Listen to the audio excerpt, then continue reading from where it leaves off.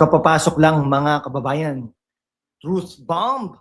Gigipitin na talaga ba ang anim na majority senators natin? Lander dito, kaso roon, arestuhin agad. O ito'y klasikong political harassment para patalsikin ang balanse sa Senado. Ako si Lan ng hashtag #WalkWithLan at ngayon, diretso na tayo sa katotohanan. Walang kinikilingan pero lalabanan natin ang sinungalingan. Huwag mag-skip dahil yung susunod nito, shocking.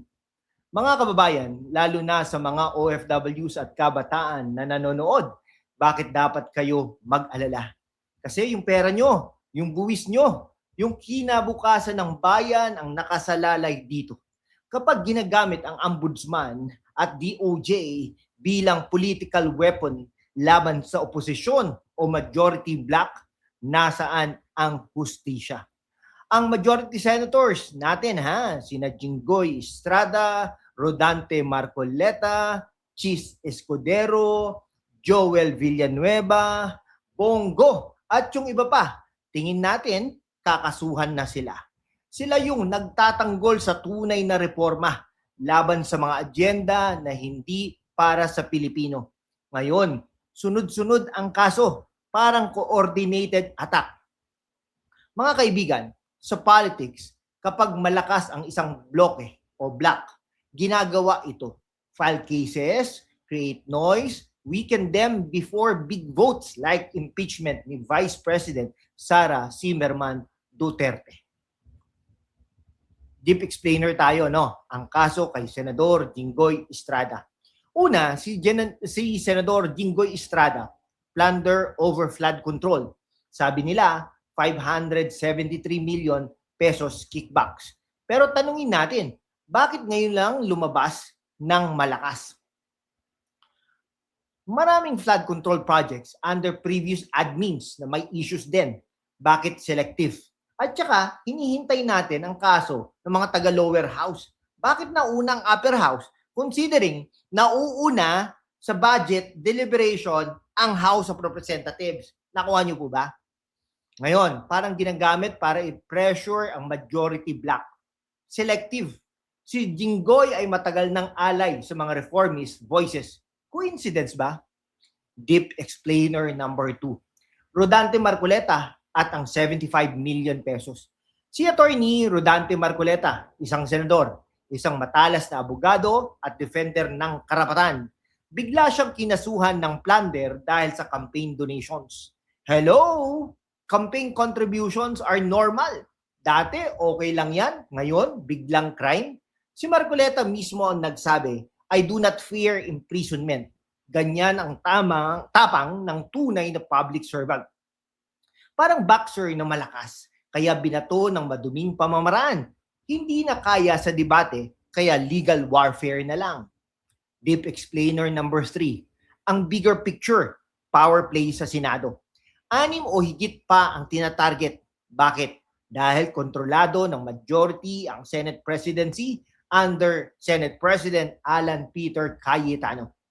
Kapag nawala sila sa picture dahil sa kaso o arrest, shift ang balance. Para kanino? Para sa mga nais magpatuloy ng selective justice. Para sa impeachment drama. Tignan ang timing. Kasabay ng tension sa ICC, flood control probes, at Sara Duterte issues. Hindi random ito, kababayan. It's tactical.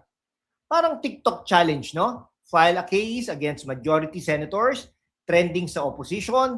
Kung lahat ng campaign, donor, ikakaso, wala nang tatakbo sa eleksyon. Ang hustisya, mga kaibigan, daw ay, pero parang hustisya para sa kaaway lang, no? Ngayon, mga kaibigan, tanong ko sa inyo, do you think these cases are legit or ginagamit lang para gipitin ang mga majority senators natin? Comment down below. Gusto nyo bang magawa ni Marcoleta ang legal battle na ito o may iba pang senador na dapat nating protektahan? Mga kababayan sa mundo kung saan ang kasinungalingan ay nangingibabaw, ang katotohanan ng unang sinisikil. Pero kasama kayo, magpapatuloy tayo sa laban, walang takot, walang kinikilingan at laging handa para sa bayan. Sumali na sa aking YouTube channel membership sa #WalkWithLan at tulungan natin ang channel na maabot ang 100,000 subscribers. Ang inyong suporta ang susi sa kalayaan natin para ipagpatuloy ang pagbabalita ng katotohanan. Salamat at kita-kits sa laban. Like, share at subscribe para sa mas maraming truth bombs. Bell icon on para updated kayo. God bless the Philippines. #WalkWithLan. #Majority Senators. #Katotohanan. Mga kababayan salamat ulit sa inyong suporta. Ngayon, bago tayo magtapos, hayaan nyo akong ibigay ang final truth bomb, ang pinakamalalim na paliwanag. Ano ang mangyayari kung matagumpay silang gigipitin? Kung magtagumpay mga kasong ito at maaresto o ma-pressure ang 6 na majority senators, anong ibig sabihin nito para sa atin? Una, magiging mas madaling iram through ang controversial na agenda sa Senado. Mas madaling ma-impeach si VP Sara ng walang matinding oposisyon. Mas madaling i-cover up ang mga issue sa flood control, confidential funds, at maging sa ICC meddling. Ito'y hindi lang laban sa 6 na senador. Ito'y laban sa balanse ng kapangyarihan. Kapag nawalan ng boses ang majority, ang boses ng ordinaryong Pilipino ang unang mawawala. Tayo, yung mga OFW na nagbabayad ng buwis. Tayo, yung kabataan na magmamana ng utang at problema. Parang isang basketball team na inalisan ng 5 best players bago ang championship. Sino pa ang lalaban para sa atin? Pero narito ang maganda. Hindi pa tapos ang laban. Si Senador Rodante Marcoleta, si Senador Jinggoy Estrada, Senador Bato de la Rosa, at ang iba pa. Sila'y handa. May tapang sila. At tayo, bilang mga nanonood, ay dapat maging mata at boses nila. Mga kaibigan, i-comment ngayon, protect majority senators kung naniniwala kayo na political persecution ito. I-share ang video na ito sa inyong mga group chats, lalo na sa mga OFW groups at kabataan. Mag-subscribe at i-on ang bell para hindi kayo ma-miss ang susunod na Deep Explainer. Tanong ko sa inyo bago matapos, kaya ba talagang gamitin ang hustisya bilang sandata laban sa political opponents? O panahon na para sabihin nating enough?